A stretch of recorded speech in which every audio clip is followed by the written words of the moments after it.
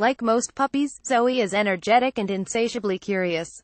When she's outside, the 3-month-old yellow Labrador keeps her nose pointed to the ground, sniffing things, tackling flowers and chewing on random objects without hesitation. Such was the case on a recent morning, when owner Peter Thibault took Zoey out for a walk on their wooded neighborhood street in Andover, Mass. At some point, he noticed Zoey had lunged toward an empty cigarette box that had been discarded near a tree, and then put it in her mouth. He bent down to try to take the package away from her. "I was concerned about the tinfoil," Thibault told the Washington Post. "She's ingested a lot of strange stuff since we've had her. Labs are notorious for eating stuff." Less than a minute after he had wrested the cigarette box out of her mouth, Zoey fell over. "It couldn't have been in her mouth for longer than 30 seconds at the very most," Thibault said.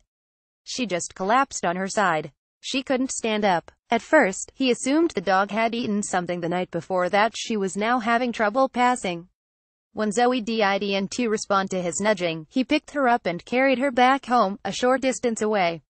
Thibault called his wife at work using FaceTime. Soon, Zoey's eyes began rolling toward the back of her head, her tongue was hanging out, and she was laboring to breathe. It became clear that these were not just digestive issues. "It was really my wife who urged me to call the vet hospital," he said. Zoey was getting progressively worse. Thibault loaded Zoey into the back seat of his car and whisked her to a nearby animal hospital that was open early. When he arrived, the doctor asked him to go over what had happened in the morning.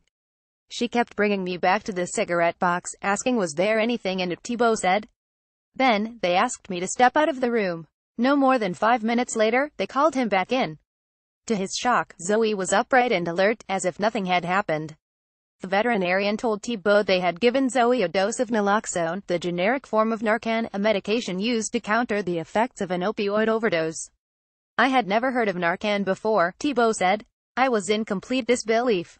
I couldn't believe it." Christopher Nalikin, a veterinarian and medical director at Bulger Veterinary Hospital, told the Boston Globe a variety of clues had led them to suspect Zoey may have come into opioids.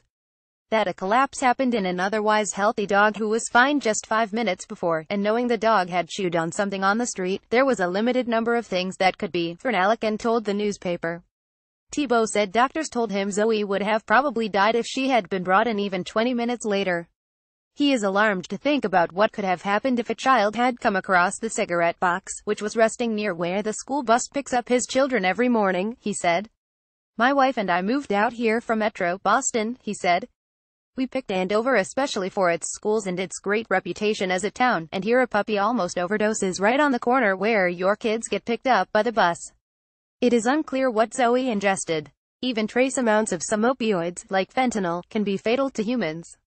Last week, President Trump formally declared the opioid epidemic a nationwide public health emergency and pledged resources to address the scourge of drug addiction. As the Washington Post's Lindsay Bever reported, more than 28,000 people in the United States have overdosed on opioids and died since 2014, according to the Centers for Disease Control and Prevention. "We can be the generation that ends the opioid epidemic," Trump said. "We can do it." Nalikin told the Boston Globe she has treated 3 similar cases of opioid overdoses in pets this year, and that no communities are off limits. "I think it's very much a misconception in the world that drug issues only happen in certain cities or regions," she told the newspaper.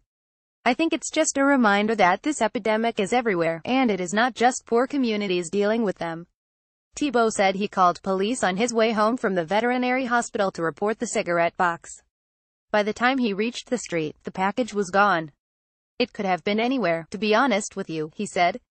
"The highest probability is it's in that pack of cigarettes. We kept Zoey away from that street for a good couple of days just in case." About a week and a half after the ordeal, their puppy is now back to normal. Thibault said the incident has made him even more aware. "You hear about these epidemics, but because you're not taking part in them, you feel so distanced from it," he said. "This whole issue really hit home. It really was a big wake-up call, to be vigilant, to your surroundings, to just know that this could happen to just about anybody." Read more. See how deadly street opioids like elephant tranquilizer have become. Trump says opioid crisis is a national emergency, pledges more money and attention. A shocking overdose photo exposed her addiction, and may have saved her life.